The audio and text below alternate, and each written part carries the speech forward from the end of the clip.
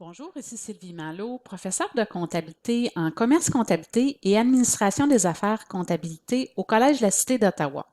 Aujourd'hui, je vous parle de l'application de la taxe de vente harmonisée, la TVH en Ontario, qui s'applique sur les ventes. Alors, on va vous présenter quelques exemples de base.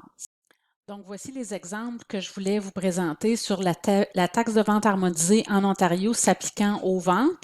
Bien entendu, on peut avoir des ventes de services taxables et des ventes de biens taxables. Alors, mon premier exemple, des ventes de services taxables.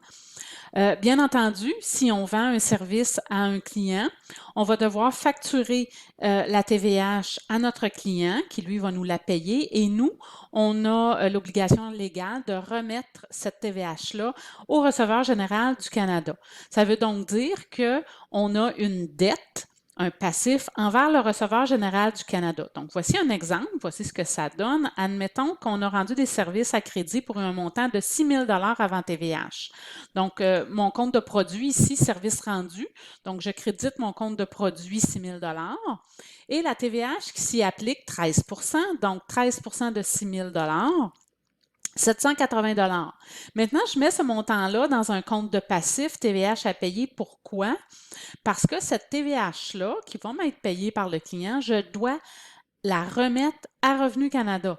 Donc, j'ai une dette, un passif envers l'Agence du revenu du Canada. C'est pour ça qu'on met le 780 dans un compte de passif qui s'appelle TVH à payer. Bien entendu, le client, lui, doit me payer les deux montants. Donc, je débite mon compte d'actifs client, 6 780, soit la somme du montant du service rendu, plus le montant de TVH qu'il doit me payer, que je devrais éventuellement remettre au receveur général du Canada. Maintenant, un exemple sur une vente de biens taxables. C'est exactement le même principe. Admettons qu'on a vendu des biens à crédit pour un montant de 5 000 avant TVH. On est dans un système d'inventaire périodique. C'est le seul système que vous connaissez pour le moment. Et éventuellement, on vous en enseignera un autre. Donc, système d'inventaire périodique, voici l'écriture qu'on doit faire. Donc, une vente, mon compte de produit, crédit 5 000 la TVH qui s'y applique 13 donc 13 de 5 000 que je place dans un compte de passif, TVH à payer. Pourquoi un passif? Parce que cette TVH-là, je suis responsable de la remettre, de la donner au gouvernement. Donc, j'ai une dette envers le gouvernement. Le client, lui, sa dette totalise 5 650, c'est-à-dire que le client, lui, il me doit à moi le montant de la vente plus la TVH que je remettrai éventuellement au gouvernement. Maintenant, admettons qu'un client nous retourne de la marchandise. Alors, on se rappelle, lors d'un retour de marchandise, on doit débiter le compte rendu et rabais sur vente. Alors, je vous rappelle que le compte rendu et rabais sur vente, c'est un compte de produit, mais de contrepartie, parce que à l'état des résultats, il vient diminuer nos ventes. Donc, nos ventes sont au crédit, notre rendu et rabais est au débit. Donc, rendu et rabais sur vente, ici dans mon exemple, on a un retour de marchandise de 700 avant TVH. Je débite mon compte de produit de contrepartie de 700 À ça s'applique la TVH de 13 donc 13 de 700 ce montant de 91 $-là, qui est la TVH, je le place au débit du compte TVH à payer. Pourquoi TVH à payer? Parce que quand j'ai comptabilisé la vente, j'ai crédité TVH à payer. Maintenant, le client me retourne de la marchandise. S'il me retourne de la marchandise, ça veut dire qu'il va me payer moins. S'il me paye moins, il va me payer moins de TVH. S'il me paye moins de TVH, moi, je vais avoir moins de TVH à donner au gouvernement. Donc, je veux diminuer ma dette envers le gouvernement. Je viens donc diminuer mon compte de passif qui est TVH à payer. Maintenant, le client me doit moins d'argent, donc je viens diminuer mon compte d'actifs client au crédit, qui est la somme du retour de marchandise qu'il m'a fait, 700 plus la TVH qui ne me payera pas et que moi, je n'aurai pas à remettre à l'Agence du revenu du Canada. Admettons qu'on a un retour de marchandise pour de la marchandise qui était déjà payée par le fournisseur. C'est exactement la même écriture, sauf qu'au lieu de créditer le compte client, on va créditer le compte caisse puisque le client nous a payé, ben, il va falloir le rembourser. C'est pour ça qu'on crédite le compte caisse parce qu'on lui fait un paiement. Mon dernier exemple, les escomptes sur vente.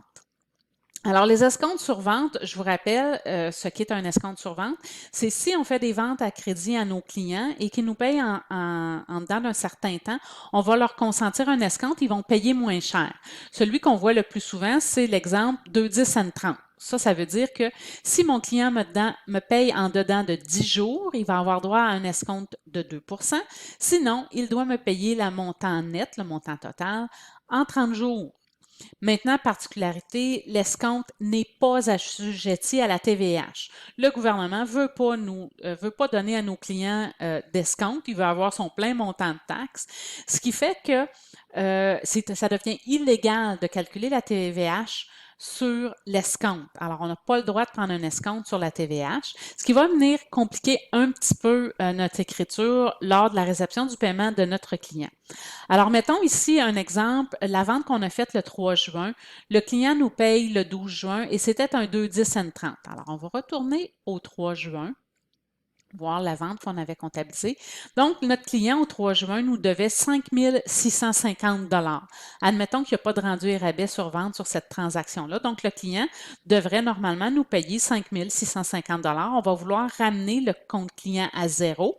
Donc, s'il était au débit de 5 650, on va le créditer de 5 650. Donc, mon écriture au 12 juin, je viens créditer client 5 650, ce qui ramène le compte client à zéro.